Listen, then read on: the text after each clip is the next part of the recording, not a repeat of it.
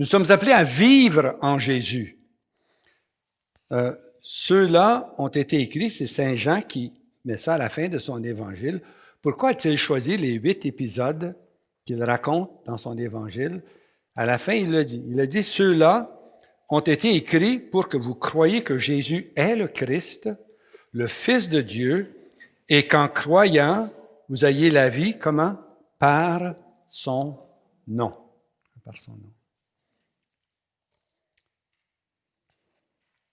Dans l'épître de Saint Jean, il dit ceci, « Voici en quoi cet amour atteint en nous sa perfection, que nous envisagions avec pleine assurance le jour du jugement, car tel il est, tel nous sommes en ce monde. »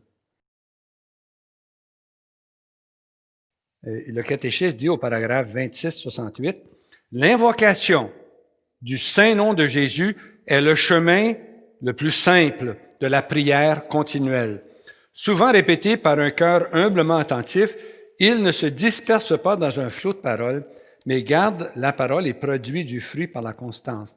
Elle est possible en tout temps, car elle n'est pas une occupation à côté d'une autre, mais l'unique occupation, celle d'aimer Dieu qui anime et transfigure toute action dans le Christ Jésus. »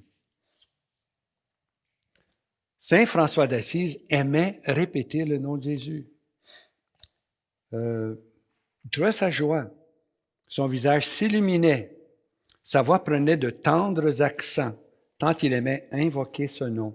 Saint Ignace de Loyola aimait tellement le nom de Jésus qu'il a nommé sa communauté les Jésuites, les Jésuites. C'est tiré du nom de Jésus. Saint Edmond, au XIIIe siècle, en Angleterre, avait une dévotion particulière au nom de Jésus. Puis un jour, Jésus lui est apparu comme un enfant, puis il a dit, regarde. Puis il s'approche de l'enfant, puis il va écrire sur son nom, Jésus de Nazareth, le roi des Juifs. Puis là, le Seigneur lui dit ceci, chaque soir, fais le signe de la croix, et puis dis ça, Jésus de Nazareth, roi des Juifs. Et je te l'assure, quiconque fera ça, voici la promesse, cette prière te délivrera, toi, et tous ceux qui la diront, d'une mort soudaine et inattendue. Sainte Françoise romaine avait le charisme de discernement des esprits pour son ange gardien. Elle le voyait constamment. Et chaque fois qu'elle répétait, qu'elle disait le nom de Jésus, immédiatement elle voyait son ange se prosterner.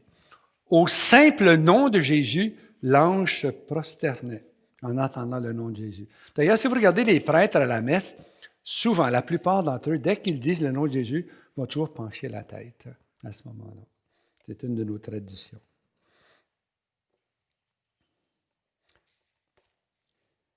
Tout au nom de Jésus. Et quoi que vous puissiez dire ou faire, que ce soit toujours au nom de Jésus-Christ, rendant par lui grâce au Dieu Père. Alors, si vous faites la vaisselle, si vous conduisez votre voiture, si vous êtes au travail, vous conduisez votre camion, peu importe, faites tout au nom de Jésus. Si vous jouez un jeu d'échecs, au badminton, peu importe, faites-le au nom de Jésus. Faisons tout au nom de Jésus. Pour resserrer notre lien avec lui, et de plus en plus un avec lui. Dites merci à Dieu au nom de Jésus, constamment, par le nom de Jésus. Offrez au Père un sacrifice de louange en tout temps au nom de Jésus. Un sacrifice, ça ne vous tente pas. Ça ne va pas si bien que ça. Non. C'est le Père et Jean-Père qui nous disait, quand ça va bien, dis Alléluia, gloire à toi Seigneur. Quand ça va mal, dis Alléluia, gloire à toi Seigneur. Pourquoi? Parce que la louange fait descendre sur nous la présence de Dieu. Quand on invoque le nom de Jésus, quand on loue le Seigneur, sa présence vient sur nous et change tout. Parce que Dieu habite la louange de son peuple. Invoquez son nom pour recevoir tous les bienfaits qui nous viennent par l'usage dans la foi de son nom. En son nom, c'est la personne de Jésus. En nous envoyant, Jésus lui donne d'agir en sa personne. Il nous envoie comme ses ambassadeurs plénipotentiaires qui agissent en son nom. Nous agissons dans la personne de Jésus au point que Jésus a dit qui vous écoute, m'écoute. On parle en son nom, on agit en son nom.